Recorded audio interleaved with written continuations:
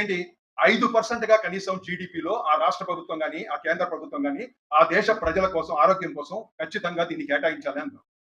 మన ప్రభుత్వాలు స్వాతంత్రం వచ్చి గణతంత్ర దినం జరుపుకుంటూ 75 సంవత్సరాలు, 77 సంవత్సరాలు, 78 సంవత్సరాలు అయిపోయినా కూడా ఈ రోజున రాష్ట్ర ప్రభుత్వం కూడా ఏర్పాటయ్యి దాదాపు ఇన్ని సంవత్సరాలు అయినప్పుడు కూడా ఏ రోజున కూడా కనీసంగా 1.30% దాటలేదు. ఏది జీడిపి. అంటే మనకు ఆరోగ్యం మీద ప్రభుత్వాలకు ఉండేటువంటి ఆలోచనలో అతి ముఖ్యమైనది బడ్జెట్. దేనికైనా సరే డబ్బులు కావాలి. ఆ బడ్జెట్ అనేది చాలా ముఖ్యమైనది. దాన్ని ఆరోగ్యాన్ని కేటాయించినప్పుడే మౌలిక వసతులు కానీ, సిబ్బంది నియామకాలు కానీ, దీని అన్నిటికీ సంబంధించినటువంటి విషయాల్ని అడ్రస్ చేయగలరు. ఈ రోజున 25, 26 సంవత్సరానికి మొత్తం రాష్ట్ర బడ్జెట్ 3,21,000 కోట్లు అయితే దాంట్లో 19,326 కోట్లు మాత్రం రాష్ట్ర ప్రభుత్వం బడ్జెట్. అంటే ఏంటి? జీడిపిలో కనుక చూసుకుంటే ఇది కేవలం 1 దగ్గరకు వస్తుంది, లేకపోతే 1.5% వస్తుంది. ఇప్పుడు మన రాష్ట్ర జనాభా 6 కోట్లు. మన జనాభాకు సంబంధించినటువంటి రోగాలు, రుగ్మతలు కనుక చూసుకుంటే ఇప్పుడు ఆల్రెడీ ప్రభుత్వమే నాన్ కమ్యూనికబుల్ డిసీజెస్ మీద ఒక సర్వే కండక్ట్ చేస్తున్నారు. క్యాన్సర్ ప్రబలిపోతుందండి బాగా.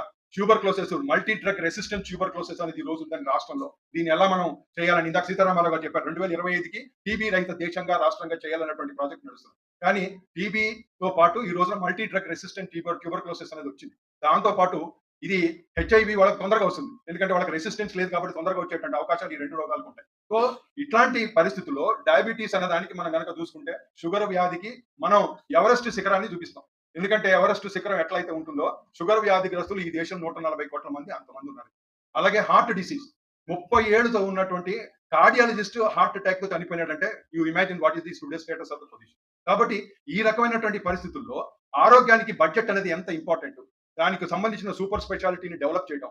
అందుకని దీనికి బడ్జెట్ కేటాయించడంలో ఖచ్చితంగా 5% లేకపోతే కనీసం 2025-26కి మేము 2.5% ఇవ్వమని చెప్పి మేము మన ఆరోగ్య శాఖ మంత్రి గారిని కోరటం జరిగింది ఫిబ్రవరి 2025లో కలిసి. ఆయన చెప్పారు, సార్ మేము ఇచ్చేసాం సార్ మేము బడ్జెట్ అన్నారు. ఎంత ఇచ్చారంటే దాదాపుగా 6% ఇచ్చామన్నారు.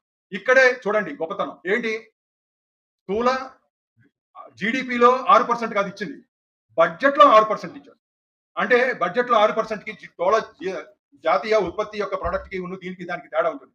అందుకని ఆయన ఆల్మోస్ట్ మీరు కోరుకున్నది ఇచ్చారు. మేము కోరుకున్నది స్థూల జీడిపిలో 6% సార్, మీరేమో బడ్జెట్ లో 6% ఇచ్చారు అని. ముందు ఇచ్చాం కదండి అన్నారు. సో అది ఎంత పెరిగింది? గత సంవత్సరం మనకి ఇచ్చినటువంటి బడ్జెట్ కంటే దాదాపుగా ఒక 500-600 కోట్ల రూపాయలు పెరిగితే అసలు ఒక సంవత్సరానికి వెళ్ళేసరికల్లా సాధారణ ఖర్చులే 10% మామూలుగా పెరుగుతాయి. అంటే కాస్ట్ ఎస్కలేషన్ లో అది పెరుగుతుంది.